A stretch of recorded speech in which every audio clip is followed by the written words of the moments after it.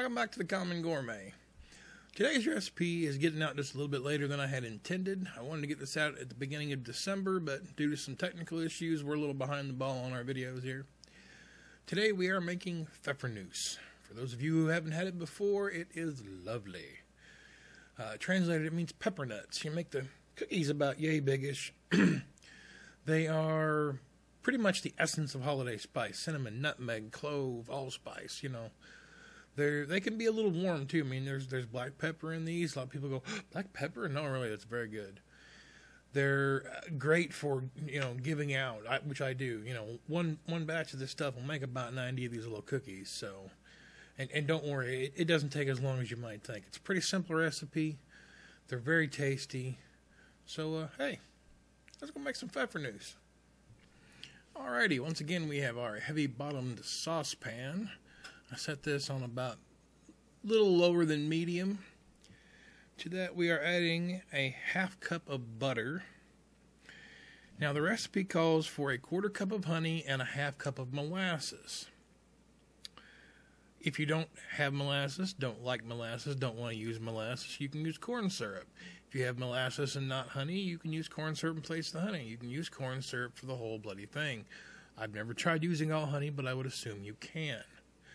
Don't worry, there's not a heavy molasses flavor in this, but it does add some nice flavor to it. So if you've got it or can get it, use it. Now, we're going to heat this. Do not boil. But we are going to heat this until the butter is melted and we can kind of mix the butter in. And as you're mixing, you're seeing it, it didn't want to go at first, but give it a little time. It'll blend in. Now, you want to set this off to the side to cool.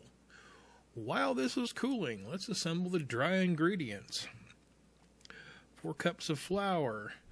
In here I already have 3/4 of a cup of sugar and a half cup of brown sugar. 2 teaspoons of cinnamon, half a teaspoon of soda. Now, we're going to tell you about the spice here in a second. I put a little flour in, and then I put my spice in, and then I put a little more flour in to kind of help mix it in. The rest of the spice is a teaspoon each of allspice, nutmeg, clove, ginger, and pepper, all shown here. Along with my probably a little less than a half teaspoon of salt. I used salted butter. Didn't have the unsalted, so you do want to sift all this together, by the way. A lot of times, why screw with it? Just dump it all in there. It really does kind of need, because you get the little lumps, especially with spices, especially if you grind your own. And if you have fresh ground black pepper, that adds such a better flavor to this. Okay, that was the baking soda there. Gonna put a little whiskey in it. That's my little Christmas whiskey. We love him. Just gonna start kind of mixing this around. Now, the idea is to just kind of get all the dry ingredients pre-blended. Make sure there wasn't any lumps or chunks left in it. After stirring for a minute, you kind of realize that sugar on the bottom isn't going to come up, so get your hands in there. You can get dirty, your hands wash. Yes, mine are clean. Just want to kind of sift through and pull that sugar up so that everything gets integrated in a little bit better. Now, we are going to add to this 2 beaten eggs right here. And the cooled syrup mixture and butter. Now, one of the main reasons you want that to cool is because you don't want to scramble your eggs. Plus, mixing something when it's hot is always a pain in the butt. This is going to be what I like to call a nasty stiff dough, because you're gonna start mixing this, and you're gonna start stirring it, and it's just not gonna want to come together, and you're gonna think, oh my God, there's just not nearly enough moisture in this.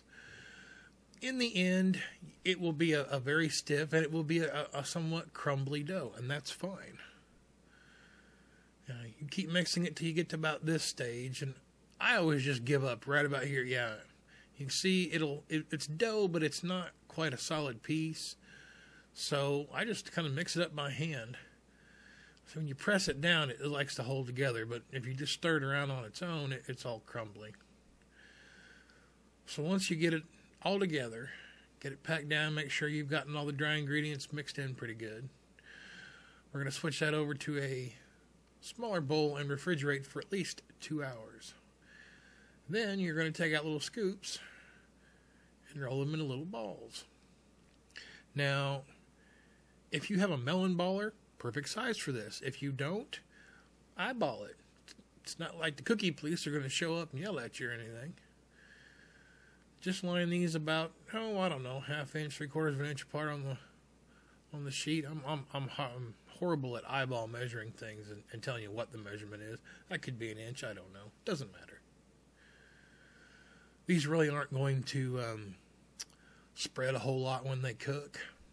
And even if they touch, I've never seen any issue with it. You just have to break them apart when they cool. Now, in my oven, these cook for 14 minutes. 7, turn, 7 again.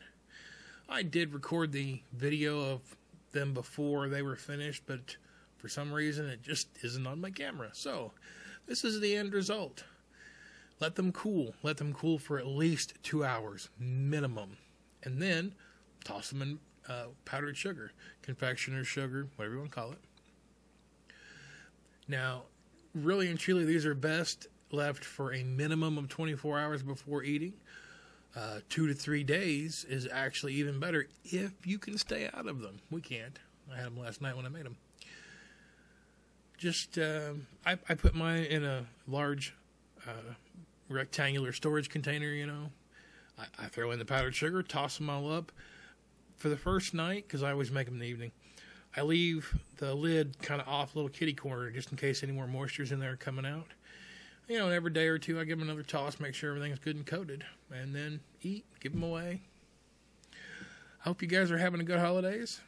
I hope this recipe got you excited. If there's anything you'd like to see, please leave me something in the comments. I will try and get at least one more out before Christmas. And until next time, enjoy cooking.